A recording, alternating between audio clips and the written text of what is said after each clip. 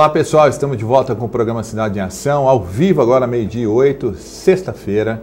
E o nosso convidado, Dr. Antônio Manweiler, que está conversando conosco sobre as 10 medidas contra a corrupção, né? Doutor, a título de exemplo, eu queria que o senhor citasse pelo menos 2 mudanças quanto ao tratamento mais grave para o delito de corrupção. Abner, especialmente essa elevação da pena, que eu já até abordei inicialmente, e para que isso reflita na não prescrição. A prescrição é um instituto que acontece que o processo se extingue, não há mais nada a ser feito, se extingue a punibilidade. Então, a elevação da pena vai dificultar a ocorrência da prescrição. Existe hoje em dia existe um entendimento de que o processo chega ao fim para o Ministério Público, se obtém uma condenação, não tem por que recorrer. E a defesa pode recorrer. E o entendimento é que começa a contar o prazo prescricional, ou seja, começa a caminhar o processo para ser extinto, sendo que a defesa pode fazer um monte de recursos. Então isso tem que mudar. E existe também a mudança na questão das nulidades. Infelizmente, o nosso sistema, ele abraçou uma série de situações que não eram para ser reconhecida a nulidade. Muitas vezes um processo tramita durante anos e chega numa instância superior, acaba tudo. Aí tem que reiniciar do zero e fatalmente se extingue a punibilidade e o agente não é punido como deveria ser. Então, são mudanças tentando evitar que ocorra a prescrição, porque não é justo que a pessoa cometa atos de corrupção e simplesmente, pelo passar do tempo, manejando recursos, trabalhando com bons advogados, o processo nunca chega ao seu final. É engraçado que com alguns advogados, dependendo do dinheiro que a pessoa tem, os negócios parece que andam, né? Agora eu quero saber o seguinte, existe alguma proposta para esses processos tramitarem mais rápido, doutor?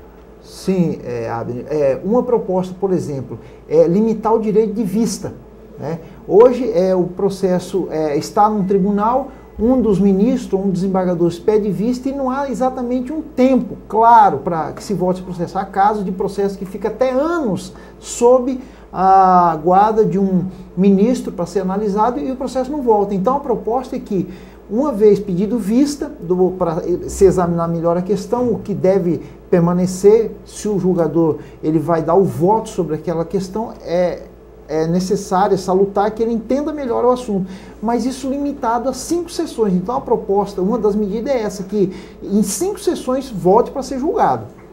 E não ficar aquela enrolação, né? Isso, igual acontece. E tem outra também, Abner, exatamente nessa linha, por exemplo, o embargo de declaração. É um recurso que muitas vezes é usado, desculpa que eu coloquei, mas para enrolar. Sim, enrolar o processo. Enrolação. Então há um limite, ou seja, não é que vai se extinguir o recurso, mas tem que haver um limite para se usá-lo, não ser usado de forma abusiva, que infelizmente tem acontecido atualmente. São todas estratégias, né, doutor? Agora, eu queria saber do senhor se existe alguma referência histórica sobre êxito em medidas parecidas com essa proposta apresentada agora. Sim, Abner, nós temos inspirador para essas medidas em vários aspectos, foi Hong Kong. Hong Kong é um país que foi conhecido como altamente corrupto nas décadas de 60 e de 70. E com medidas similares a essa, hoje houve uma mudança, não só nas leis, Abner, houve uma mudança na conduta dos cidadãos, de modo que hoje Hong Kong é conhecido como, num ranking de honestidade, ele está no 17º lugar como o país mais honesto do mundo. Então, nós não podemos perder a esperança, como eu disse inicialmente para você, nós não podemos perder a esperança. Então, alinhado com a mudança nas leis, trabalha-se medida para que o cidadão mude de conduta, o cidadão tenha apurado a sua visão de reprovação para a corrupção, não só para a corrupção dos outros, ou seja, aqueles pequenos atos de corrupção que muitas vezes estão presentes no nosso dia a dia, nós temos que extirpar, nós temos que arrancar ele da nossa convivência. Não é possível convivermos com atos de corrupção no nosso dia a dia. Se isso se mantiver, Abner, não vai mudar na verdade. Uhum. O que o cidadão tem que começar a se policiar é não concordar com coisas erradas, né? No nosso dia a dia, em casa, no trabalho, em qualquer lugar. mudar conceitos, nós precisamos mudar o nosso redor para assim então começar a mudar o país, não é, doutor? Agora, eu vou pedir para o Nick passar uma pergunta do Bruno para nós, mas eu queria que você aumentasse o áudio, Nick, da TV, para o doutor poder ouvir a pergunta do Bruno Zílio, que está nos assistindo nesse momento. Ele mandou um vídeo para participar do programa. Roda para nós, por favor.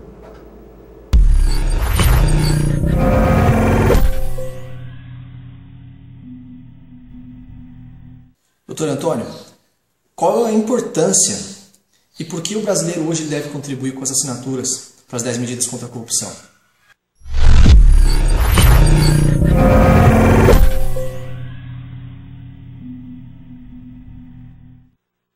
Eu? Sim, Abner. Olha, me perdoe. Bruno, a importância é extrema, porque esses projetos, todas essas medidas, elas vão ter o trâmite no Congresso Nacional por meio da chamada iniciativa popular. Ou seja, não são parlamentares que vão propor essas medidas, é por força do apoio do cidadão. Então, é muito importante, é importantíssimo que o cidadão se envolva, que o cidadão coloque a sua assinatura nos locais onde há lista, lá no Ministério Público Federal ou em diversos locais. Aqui na ABN TV será uma nossa parceira a partir de agora. Podemos colocar aqui para colher assinaturas? Vamos fazer isso. Demorou. Então, Bruno, é muito importante, é extremamente importante, porque a ideia é que com essas medidas, chegando ao Congresso com um apoio popular expressivo, isso vai ser olhado com muito carinho pelos parlamentares, ou seja, eles vão pensar duas vezes em rejeitar uma medida dessa, considerando que tem um apoio, um maciço apoio popular.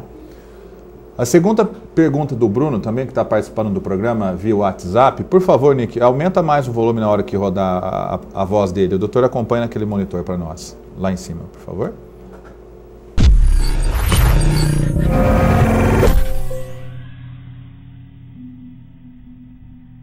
Doutor Antônio, qual é a tua expectativa em relação ao envolvimento e a participação da população oriense nas assinaturas aí das 10 medidas contra a corrupção?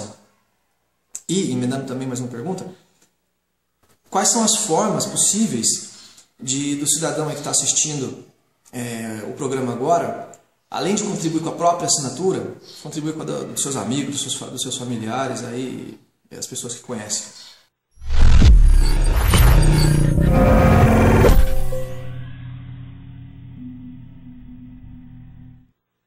Bruno, as expectativas são as melhores possíveis.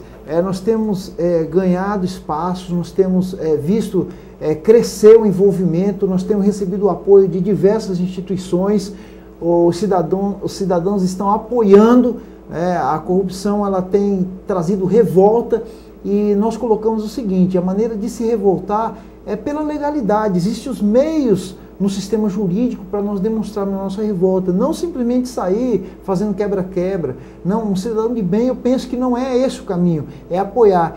E a nossa expectativa é ótima, nós estamos contando com apoio, como eu disse, já temos significativo número e queremos que ganhe corpo no seio da nossa sociedade. Aqui eu tenho trabalhado, Abner, não só aqui, nós temos ido em municípios vizinhos, aberto canais também, então a nossa expectativa é ótima. E quanto ao meio de se envolver, Bruno, a primeira é colocando sua assinatura em uma lista, mas há algo mais importante do que isso, é cada cidadão se tornar um replicador das ideias. Então, o Ministério Público Federal dispõe de material, o cidadão que for lá vai ter a sua lista, se quiser, para levar para coletar de familiares, de amigos, seu ambiente de trabalho, seu ambiente de estudo, nós temos lá material para divulgação. Então, a expectativa é essa, é que o cidadão, além de colocar assinatura, ele se torna um replicador, um coletador de assinatura, mas um replicador das ideias também. Nós estamos fazendo exposições para esclarecer as pessoas, exatamente como estamos fazendo aqui, Abner, para que as pessoas tenham uma consciência do que consiste essas medidas, para que se torne um replicador, explique do que se trata, explique que se trata de medidas da melhor intenção possível, para tentar diminuir essa mazela que infelizmente tem destruído e tem refletido tão negativamente na economia do nosso país, Abner. Esse arroxo que nós estamos vivenciando hoje, uma das principais causas é o alto índice de corrupção no nosso país. Doutor, essas medidas contemplam mais situações do que só mudar as leis? É isso? Exatamente. Eu digo assim, se nós só focarmos em mudar as leis, existe um grau de dificuldade, mas a gente consegue superar. Ou seja, a gente pode fazer contato com parlamentares, a generalização é perigosa, não podemos dizer que só existe políticos. Eu costumo dizer que em todas as instituições tem pessoas muitas vezes de má fé, até nas igrejas, o exemplo que eu uso mesmo, porque eu sou de igreja. Então, a ideia principal, Abner, são essas medidas ao longo do tempo para trabalhar na mentalidade do cidadão brasileiro, que nós devemos cultivar uma cultura de rejeição, nós devemos não aceitar a chamada que eu vi agora há pouco aí, corrupção não. Uhum. Ou seja, nós trabalharmos esses valores, nós vemos crise de valores, Abner. Trabalhar com os meus filhos, para que as gerações futuras sejam gerações melhores. O nosso anseio, Abner, é que o nosso país deixe de ser o país do jeitinho, deixe de ser um país conhecido por não levar a sério, né, aquele estigma que foi colocado que um grande comandante de certo país disse: o Brasil não é um país sério. Nós podemos mudar, nós podemos virar essa página. Muito bem, doutor, nós vamos chamar rapidamente o intervalo, depois nós vamos voltar com o senhor no terceiro bloco, que eu quero falar sobre o Observatório Social do Brasil, tá? E é muito importante o tema de hoje, então eu vou segurar o senhor por mais um tempinho, pode ser? Sim, claro. Agora são 12h19, o senhor tem que pegar as crianças da escola em 1 hora, né? Mas vai dar tempo.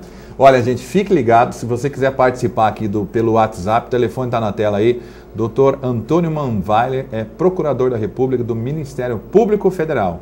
Fique ligado.